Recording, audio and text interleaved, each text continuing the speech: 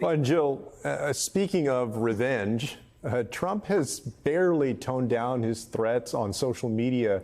He recently demanded an eye for an eye in a video address to Republicans.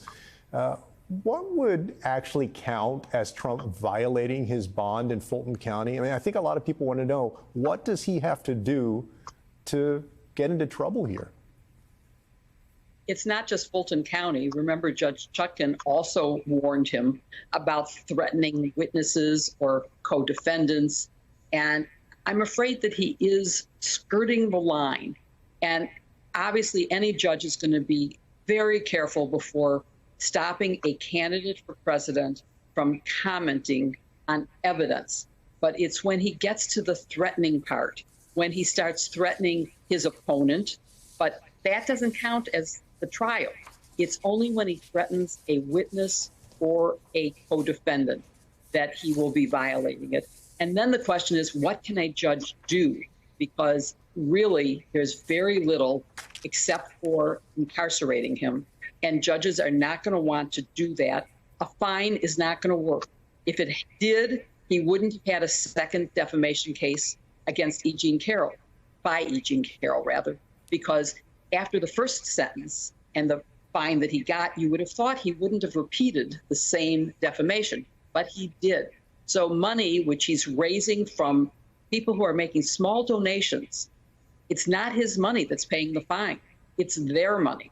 So it's not going to stop him. It's going to take something more than a fine to stop him from saying these horrible things. Charlie, presidential candidate Nikki Haley today claimed Trump is going to lose if he's convicted. Take a listen. The American people are not going to vote for a convicted criminal. The American people are going to vote for someone who can win a general election. I have faith in the American people. They know what they need to do. This seems to be the central gamble in the Republican race. Do you think Trump's rivals are betting the right way? Well, I think many of his rivals have made a fundamental miscalculation and committed an act of political malpractice by not going after Trump frontally and directly the moment he was indicted for the first time in New York. Look, we can have a great debate whether or not he's going to be convicted in any of these cases, but I think it's fair to say, as Chris Christie has said, that this represents a terrible case of bad judgment in the case of the former president. His judgment has been horrendous. His misconduct is quite clear, even if it may not be criminal. You know, paying a hush money payment to a porn star, recklessly handling classified material, election interference in Georgia, and of course, all the issues surrounding January 6th. So I think they're right to point out that Trump is too great a risk to be the Republican nominee.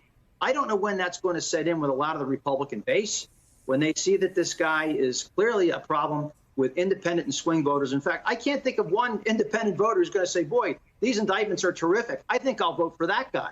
I don't think that's the way it's going to work. Yes, the hardest elements of the Trump base might think this is a terrific thing, that they're fighting the system. But I think a lot of swing voters around this country are going to be repulsed by a man who's been indicted 4 times and possibly convicted. So I think Haley is probably right. At some point, this whole dynamic might change. It's not changing right now in the primary, but will certainly change in the general election.